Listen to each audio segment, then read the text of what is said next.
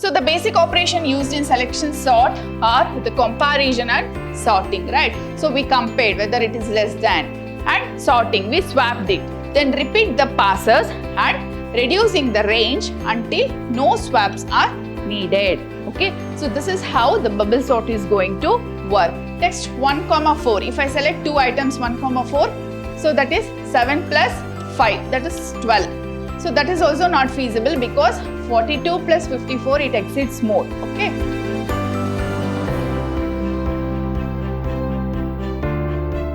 Hello everyone. Today we are in the Unit 2. So this is a first session on Unit 2. So myself, Chandana C, Faculty of Vidyashram, First Grade College, Temple of Excellence, Mysuru. As we are in the Unit 2, Session 1, in this session I am going to discuss regarding the topic brute force and the exhaustive search. So let us look into a agenda of today's session. So in this session, we are going to study about brute force and exhaustive search, right? So under the brute force, we are going to know about the introduction of brute force approach. That means, what does this brute force and which are the examples we have? We have selection sort, bubble sort and sequential search under the brute force. So next, we are going to study about the exhaustive search. So under this, again, we have two examples, that is different types of algorithms we are going to study here. That is traveling salesman problem and the knapsack problem. So these are the two problems we are going to study under the exhaustive search. Okay. So this is the agenda of today's session. So without much wasting our time, let us move into the introduction part of what is this brute force called. So this brute force, it is nothing but a straightforward approach for solving a problem. So that means it is going to try all the possible solutions. For what it is going to try? To find the correct solution for that. So it is going to search for the correct solution. So with all the possible solutions, okay, for the given problem. And it is not going to use any shortcut strategies. So which means it just check everything until the answer is going to be found. Okay, so this is about the brute force. So what do you mean by brute force? It is a straightforward approach. So it tries all the possible solutions for a problem. It does not use any shortcut strategies. So when to use this brute force? So when the input size is small. Okay, then when it's hard to find the smarter algorithm. Then when we need a quick and the correct solutions. So in these situations, we are going to use the brute force method. So next we have the advantages of brute force. So what are the advantages? It is simple to understand and also to implement. That means it is easy to write and debug. So the next advantage is guaranteed to find a solution. So that means if solution exists, so this brute force will eventually find the solutions for that problem. So no special knowledge is required to know about this brute force. So that means does not rely on the complex heuristic or optimization techniques. That means it does not need any special knowledge to study about the brute force technique. Next, it works for all the problem size. That means it can be applied to any problems, especially for the small data sets. So which is having a small input size, especially for those types of problems, we can use this brute force technique. Next, useful for verification. So it is helpful for check the correctness of more advanced algorithm. Okay, next we have the advantage as it is easy to adapt. That means it can be modified for different types of problems with minimal changes. So that is one advantage of brute force. That means it can be easy to adapt this technique. That means it can be easily modified as for the different types of problems with the minimal changes. So next we have, it is going to provide the optimal solutions. That means by checking all the possible solutions, so it is going to give the guarantees for the best result. Okay, it guarantees for the best results as it is going to check with all the possible solutions. So these are the some of the advantages are there in the brute force method. So next we will learn about the selection sort. So this is one example under the brute force technique. So selection sort, it is a simple sorting algorithm so that repeatedly finds the smallest elements from the unsorted part of the array, and it is going to place us at the beginning of the sorted part. Okay. So the selection sort is a one easily sorting or simple sorting technique where it is going to find the minimum element in the unsorted part, and when it finds the minimum element in the unsorted part, it picks that and it is going to place it in the first element as a first element in the array. Okay. So next, so what are the steps we need to follow in the selection sort? So find the smallest element in the unsorted portion. Then after finding the smallest element, we need to swap it with the first unsorted element. Okay. Then after swapping it, then move the boundary of the sorted portion one position to the right. That means after swapping, we are considering as the first element now it is sorted one. So that's why they are telling move that boundary of the sorted portion one position at the right. Let's repeat this until the entire array is sorted in an increasing order. Okay. So these are the steps we need to follow in the selection sort. Here we have a simple example. Here I have taken 4 elements in an array. If I have taken 4 elements in an array, then the iteration should be n minus 1. Okay. That is n minus 1. That means 3 iterations I need to do. See here in the step 1, I have taken the given array 7, 5, 4, 2. Okay. So start from the first element, that is 7. Okay. Now call this as a minimum initially. Then check with the other elements in an array. Compare. Okay, 7 with 5. So 7 is greater than 5. Then no swapping. Then compare with 4. No swapping. Then compare with 2. S. So 2 is lesser than 7. Hence, we found the minimum element in an array. Hence, move this 2 to the first position. Here you can see. So 2 is moved to the first position of an array. Then I have divided it. Okay. I have marked it as a sorted array and this part as a unsorted array. Now 2 is placed in the first position of an array, hence it is sorted. Next, the minimum will be pointing to 5 in this. Minimum will be pointing to 5. Now compare this minimum element with the other elements in the unsorted array. Now we found that 4 is a minimum element compared to all the other elements.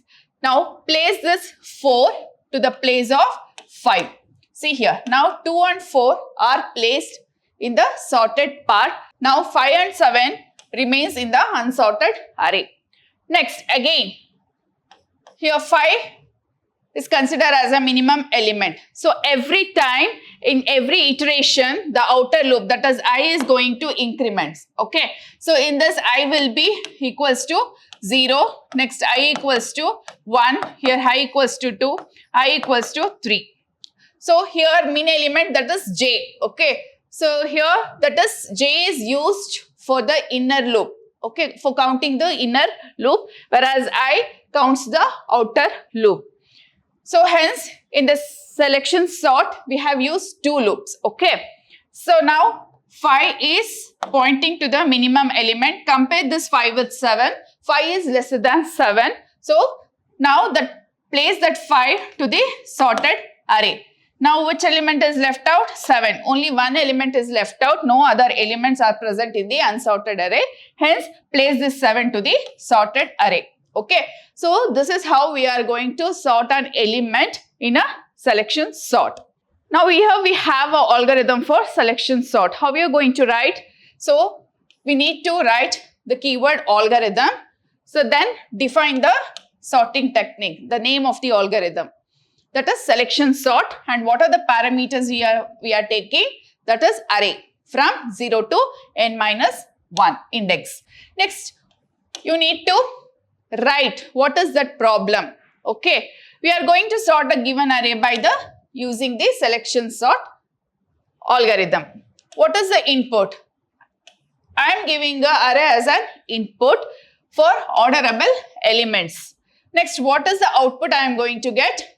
That is array in a sorted in ascending order. Okay, so this thing I need to write it in a head of the algorithm. Next, what does the body contain? It contains the algorithm of selection sort. As I said, I counts the outer loop. It starts from 0 to n minus 1. What I should do initially, so that I starts from 0, right? So whichever the element present in the 0 index, that is we are considering as a minimum element. Next, I am taking a second, that is j loop. It starts with the next element, that is I plus 1, 0 plus 1. First from the next, the element which is present in the first position. It's going to start from that till n minus 1 do. Okay, this counts the inner loop. So next I need to check whether a of j is less than a of min. So if it is less than, then min equals to j. Okay, so that j, whichever the elements present in the j, that is 0 plus 1, first element, that will be the minimum element. If not, then I am going to swap that minimum element with the a of I. Okay, so this is how the algorithm of selection sort follows. So next we have the analysis. So how we are going to analyze? That means analysis consists of two types, right? Time complexity and space complexity. So the basic operation used in selection sort are the comparison and sorting, right? So we compared whether it is less than, and sorting, we swapped it, right? So what will be the space efficiency? Obviously it will be big O of 1 because we took a constant numbers, right? So 4 numbers we took, no other elements are added, hence the space complexity is big O of 1. Then what will be the time complexity? It is big O of n square because we used 2 loops here, 2 for loops. Okay, so that's why n into n, that is n square, because the number of operations grows gradually with the size of the array. Okay, so this is how we are going to analyze the algorithm based on the input size. Okay, so till now we discussed regarding the selection sort. So next example under the brute force we have bubble sort. So in the bubble sort algorithm, so this is also a simplest sorting algorithm. This process is repeated until the list is sorted and it is going to compare the adjacent elements and swaps them if they are in the wrong order. Okay, so how it is going to work, the bubble sort? Start from the beginning of the array, compare the first 2 elements of the array. Next, swap them if first element is greater than the second element. Okay, if first element is greater than the second element, then place that first element to the second position and second element to the first position. Okay, then move to the next pair and repeat the same process. So compare with the second and third element.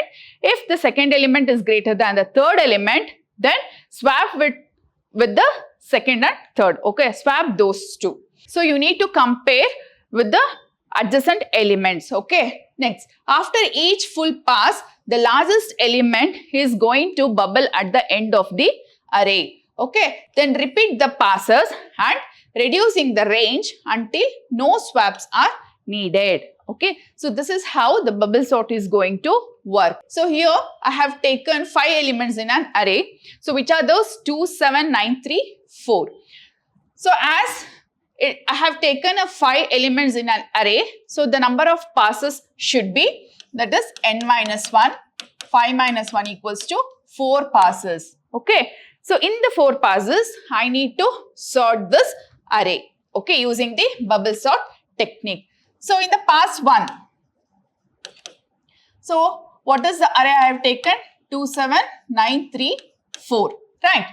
So compare these two, 2 and 7. So here 2 is lesser than 7. So no swap, no swap, right? Again, increment the I. Next comes in the next step 1. Okay, next in the step 2, compare 7 and 9. So 7 is lesser than 9. So no pass. 2, 7, 9, 3, 4. Compare these two. So no swap. Okay. Next, in the step 3, 2, 7, 9, 3, 4. Compare this 9 and 3 as here 9 is greater than 3. Hence, you need to swap. Okay. You need to swap. 2, 7, 3, 9, 4. Okay. So this is step 4. Step 5. Compare these two, 9 and 4. 9 is greater than 4. Again, swap. So next, then what will be the 2, 7, 3, 4, 9. So this is the output of the first pass. So next, in the pass 2. Okay, what is the output of the pass 1? 2, 7, 3, 4, 9. Now compare these two, 2 and 7. So 2 is lesser than 7. No swap, remains the same, 2, 7, 3, 4, 9. Compare these two. Okay, so 7 is greater than 3. So 2, 3, 7, 4, 9. Again compare these two. So 7 is greater than 4, 2, 3, 4, 7, 9. Then at last we have 7 and 9. Compare these two. So here no swap. So what is the output of? So this is the output of pass 2. Next I have pass 3. So what is the output? 2, 3, 4, 7, 9. So compare these two, 2, 3. So no swap. Next compare 3 and 4. So no swap. Again compare 2, 3, 4, 7, 9. Compare these two. So no swap because 4 is lesser than. So 2, 3, 4, 7, 9. Compare these two. 2, 3, 4, 7, 9. So here we have again at last again once you compare all these things in the P4 2, 3, 4, 7, 9. Again you no swap, no swap, no swap, no swap. So hence this is a sorted. Okay. So this is how the bubble sort is working. So it compares the two adjacent elements. When it finds the largest one, again it compares with the other adjacent elements and it is going to place the larger number to the end of the array. Okay, that's why retake. So that's why we call it as a bubble sort. The larger number will be bubbled at the end of the array. Okay, so this is how the bubble sort works. So next we have the bubble sort algorithm. How we are going to write this algorithm? See, keyword algorithm with the name of the algorithm and the parameters. Okay, here I have taken array of n elements, then input array A of n elements. What is the output? Sorted in the ascending order. So till for I equals to 0 to n minus 2. Why n minus 2? Because the larger number will be bubbled at the end of the array. That means n minus 1. So that index is n minus 1. But till n minus 2 we should perform. Okay, so that means n minus 2 means if I have taken 5 elements, 5 minus 2 is 3, S. So we got a answer at the third iteration only, right? Third pass only. That's why they are telling n minus 2 do. Then this I will be used for the outer loop and this j is used for the inner loop. Start from 0, first element till n minus I minus 2. We need to perform the inner loop. Okay. So then compare if A of j, because A starts from 0, right? Then if it is compared with the first and second element, if it is greater than, then we need to swap those two elements. Okay. So by comparing adjacent elements, then we need to swap if it is greater and place the larger number to the end of the array. So this is how the algorithm of the bubble sort works. Okay. So we need to write like this. Next we have the sequential search. So what does it sequential search means? So the other name for the sequential search is also called as linear search. So it is also a searching technique where each element in an array is checked one by one. So until the required element is found in the list, okay, till the list ends. Okay, we need to search each element in the list one by one till the required element is found in the list, or till the end of the list we are going to search whether the key element is present or not. That key element is what we require. Okay, how it is going to work? Start from the first element, then compare the current element with the search value. Okay, so if I start from the 0th index, so if I have a key element, compare. So which element is present in the 0th index? Okay, compare with that. If both are equal, then return that position. Okay, if the element found in the 0th index, then return that position. Yes, element found in the first position. If the element found in the first index, then it is going to return the element found in the second position, like that. So otherwise, move to the next element. So repeat until the element is found or the list is ends. If the element is not at all found, then it is going to return -1 value. Here we have a simple example, 5, 4, 3, 2, 1. Okay, so I have taken a array here, 5, 4, 3, 2, 1, and the key value, which element I need to search, that is 3. Okay, I need to search a value 3. That is the key value they have given. See, 5, 4, 3, 2, 1 is an array taken. So start from the first element. Okay, so here in the index 0, I have the element 5. Compare, 5 is equal to 3. No, so 5 is not equal to 3. Then increment the I value. Next is 4. I have in the index 1 is 4. Compare this 4 with 3. So no. Then increment. Then I have the value 3 in the index 2. Okay. Then compare, 4 equals to 3. No. Then I have next value is 3. As 3 is equal to 3. So which was found it. So in which position the 3 we got? In the third position. Hence it is going to display the key element found in the third position. Okay. So this is how we are going to find. That is sequential search, or we call it as a linear search. Okay.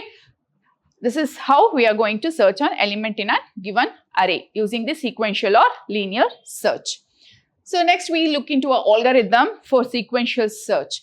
So keyword algorithm with the name of the algorithm, then the array, and here K stands for the key. Okay, and one more I have taken is key element. If A of n, okay, is equal to key, then what we should do? Starts from first element to n minus 1. If A of I is not equal to given key, then I need to increment the I value, I plus 1. So if A of I, again I need to check, is equal to key, then it's going to return the position of the element, that is return I. I stands for the position, that is index number it is going to tell. Or else if key is not at all present in the given array, then it is going to return -1. Okay, so this is how we are going to write algorithm for sequential search. So it's very easy. Okay, so these things, that means you need to write each and every algorithm in your lab programs. Okay, so till now we discussed regarding the brute force. So under the brute force we come to know how the selection sort and bubble sort and also the sequential sort. Okay, how to write the algorithm with the examples we come to know. So next we are moving to the exhaustive search. So this exhaustive search is also called as brute force search, but in this problem solving technique where all possible solutions are generated. So we need to generate all the possible solutions.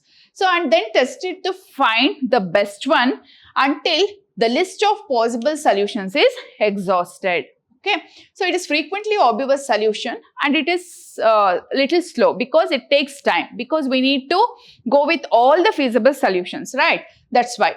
Next, exhaustive search is applied to the important problems like traveling salesman and knapsack problem. So let us look into now what is this traveling salesman problem. So under the exhaustive search. So the traveling salesman problem, so this is one famous problem in a computer science and also the mathematics. So where we need to find the shortest possible route, okay, for a salesman. So who is going to visit multiple cities.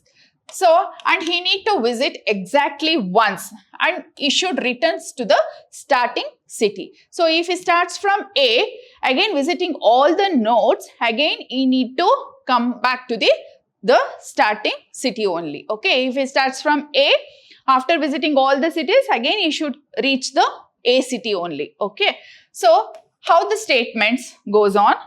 So the salesman has to start from a city and he need to visit every other city exactly once. Okay, then he should return to the starting city. Then we need to minimize the total travel distance, or else if they have measured it in a cost, we need to find the minimum cost. Okay, so this is how we need to work out in the traveling salesman problem.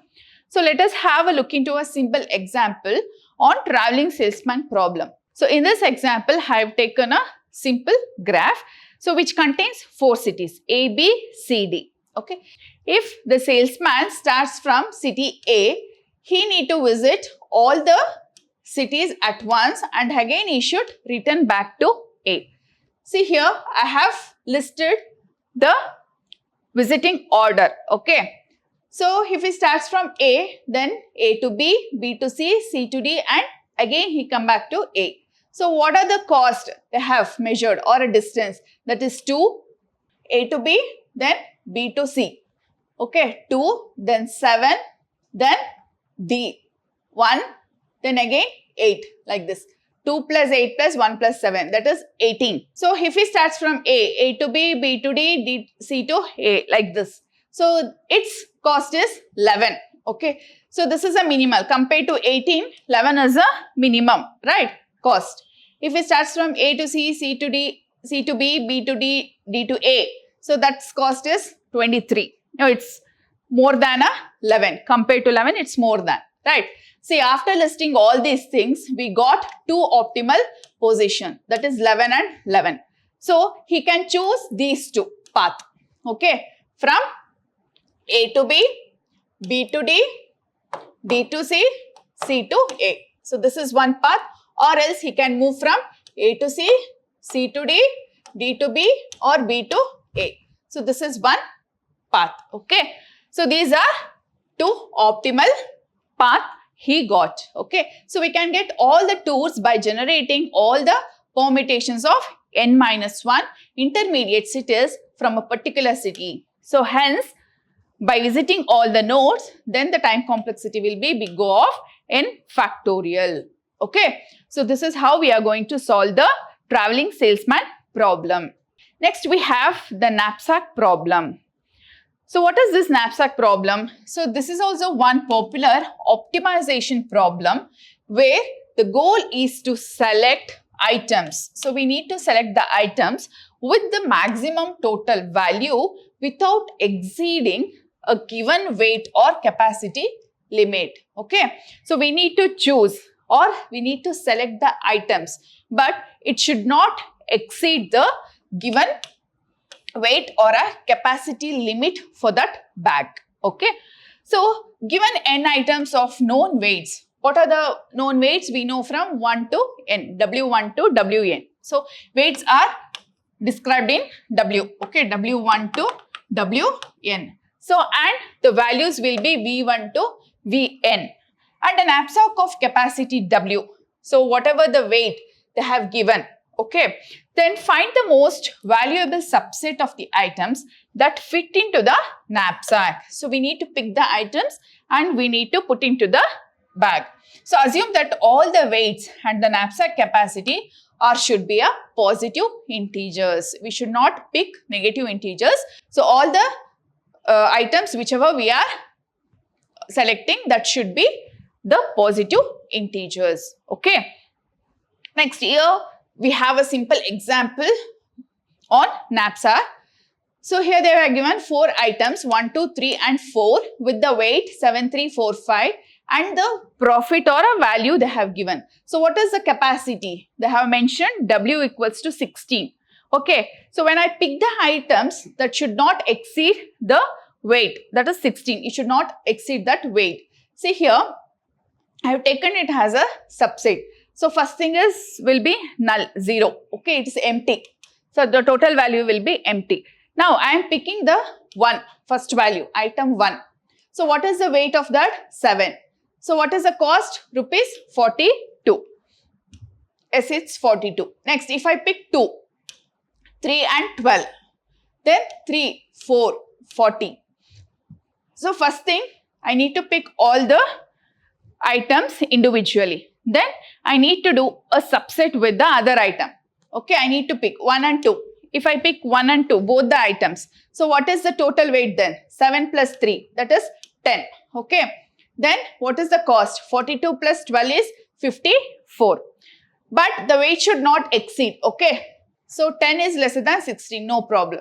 Then if I take 1, 3, so its weight is 11. But the value will be exceeded more. See, if I take 1 and 3, so 1 is 7 plus 4 is 11. Okay, then 42 plus 40 means 82. So it will be a more. Okay, so it's not feasible.